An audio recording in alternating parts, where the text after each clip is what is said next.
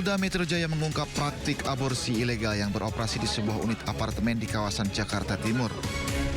Pengungkapan dilakukan oleh Direktorat Reserse Kriminal Khusus setelah menerima informasi dari masyarakat. Direktur Reserse Kriminal Khusus Polda Metro Jaya, Kombes Pol Edi Suratna Sitepu menjelaskan praktik aborsi ilegal tersebut dipromosikan melalui 2 website. Kegiatan ini telah berlangsung sejak 2022 dan telah melayani 361 pasien. Ya, rata-rata yang melakukan aborsi itu adalah yang tidak menginginkan anak tersebut, ya, ataupun hamil luar nikah. Ini rata-rata pasien yang berada yang melakukan ataupun yang aborsi di klinik aborsi tersebut. Dalam kasus ini polisi telah menetapkan 5 orang tersangka. Selain itu polisi telah menyita sejumlah barang bukti dan periksa saksi termasuk dari saksi ahli. Tim Liputan iNews melaporkan.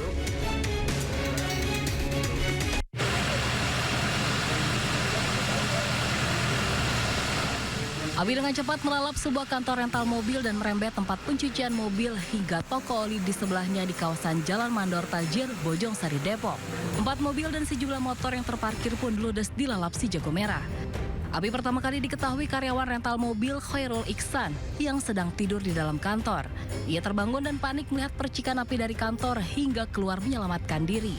Banyaknya bahan mudah terbakar menyebabkan api cepat membesar.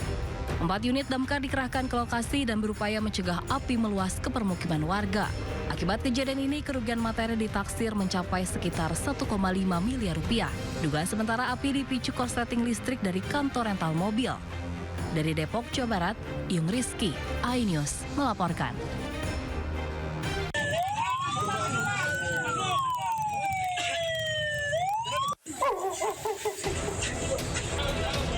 Dewan Pakar Partai Keadilan Sejahtera (PKS) Maman Suherman tak kuasa menahan tangis mengetahui anak kesayangannya Muhammad Aksel Putra tewas bersimbah darah di rumahnya di perumahan Bukit Baja Sejahtera, Kota Cilegon, Banten.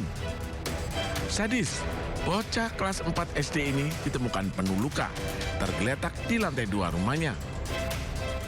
Polisi mendapati ada 22 luka di tubuh bocah berusia 9 tahun ini. 19 diantaranya merupakan luka tusukan senjata tajam. Polisi mengerahkan anjing pelacak saat olah TKP. Jejak pelaku tercium di tembok rumah, diduga pelaku kabur dengan melompati tembok pagar rumah korban. Pembunuhan korban diketahui oleh sang kakak yang masih duduk di bangku SMP. Usai mendengar teriakannya. Saat kejadian, dalam rumah hanya ada korban dan kakaknya. Sementara seorang asisten rumah tangga yang biasa bekerja setengah hari sudah pulang. Polisi memeriksa rekaman CCTV dan meminta keterangan 8 orang saksi, termasuk kakak korban. Kejadian untuk dari penanganan pertama, kita sudah mengamankan TKP, sudah melakukan visum. Kita sedang menunggu hasil otopsi dari korban. Untuk dugaan motif sementara belum bisa kita jelaskan secara lugas karena kita masih dalam tahap penyelidikan. Dalam arti kita masih membuat terangnya suatu tindak pidana ini, bagaimana tindak pidana ini bisa terjadi maupun pihak-pihak yang terkait. Selain menunggu hasil autopsi jasad korban, polisi masih menyelidiki pelaku pembunuhan beserta motifnya, apa murni perampokan atau dendam. Dari Cilegon, Banten, Iskandar Nasution, iNews melaporkan.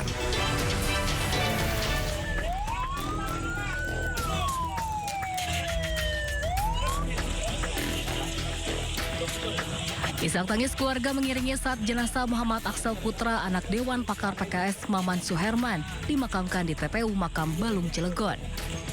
Kakak korban terus-menerus menangis saat jenazah dimasukkan ke liang lahat. Sementara sang ibu yang terkulai lemah terpaksa dipapa saat pemakaman. Garis polisi hingga saat ini masih memagari rumah duka di perumahan Bukit Baja Sejahtera 3, Kota Cilegon, Banten. Sejumlah kerabat berdatangan melayat ke rumah duka. Pembunuhan korban yang terjadi Selasa siang begitu mengejutkan. Nah, dari cerita bapaknya, beliau mengatakan bahwa sekitar jam 1-an lewat, beliau ini ditelepon oleh anaknya yang di rumah bahwa adiknya berdarah. Akhirnya Pak Maman ini pulang, sampai di rumah benar adiknya berdarah, makanya langsung dibawa ke rumah sakit Saida. Dari situ ternyata meninggalnya apakah di Jalalon atau di rumah sakit Saida, dokter ya yang tahu ya. Wakil Bupati Serang yang juga Ketua DPW PKS Provinsi Banten, Muhammad Najib Hamas berharap polisi mengusut tuntas kasus pembunuhan ini dan menangkap pelakunya.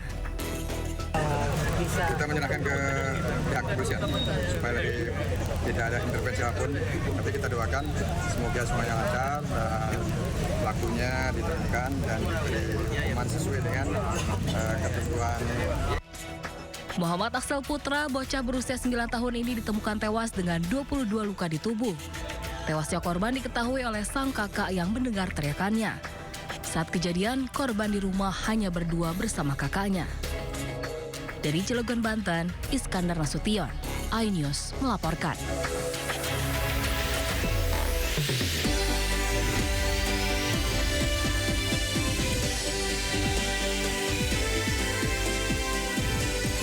Anak petinggi partai di Cilegon, Banten yang masih duduk di kelas 4 SD ditemukan tewas dengan 22 luka di rumahnya.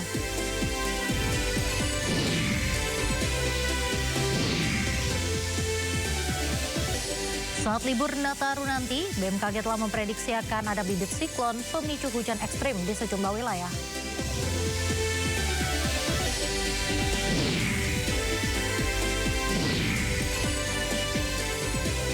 PSSI sudah mengerucutkan nama calon pelatih timnas Indonesia menjadi 2 nama saja dari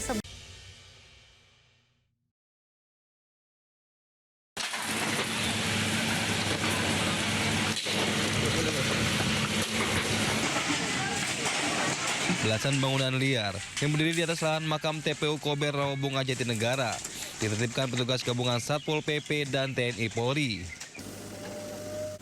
Dengan menggunakan alat berat, bangunan-bangunan liar ini dirobohkan untuk mengembalikan fungsi lahan sebagai makam. Belasan bangunan liar ini dibangun dan dimanfaatkan oleh warga sebagai tempat usaha dan parkiran umum. Ini kalau jumlah bangunan kurang lebih ada tanahnya itu yang dimanfaatkan 1.576 ya. Bangunannya kurang lebih ada 14 bangunan. Jadi macam-macam usahanya ya. Seperti itu. Ada rumah tinggal tidak, buat usaha rata-rata, buat usaha macam-macam. Jadi kita berikan edukasi supaya mereka jangan berusaha lagi di lokasi lahan makam. Jelas kami dengan Dinas Pertamanan mengembalikan fungsinya. Tadi yang kurang lebih 1.500 meter sekian, kita fungsikan menjadi perpetakan lahan makam kurang lebih 420 petak dan ini akan kita laksanakan seperti itu. Penertiban bangunan liar di atas lahan makam akan terus dilakukan petugas karena kurangnya lahan untuk pemakaman di Jakarta, khususnya wilayah Jakarta Timur. Dari Jakarta, Rio Manik, iNews melaporkan.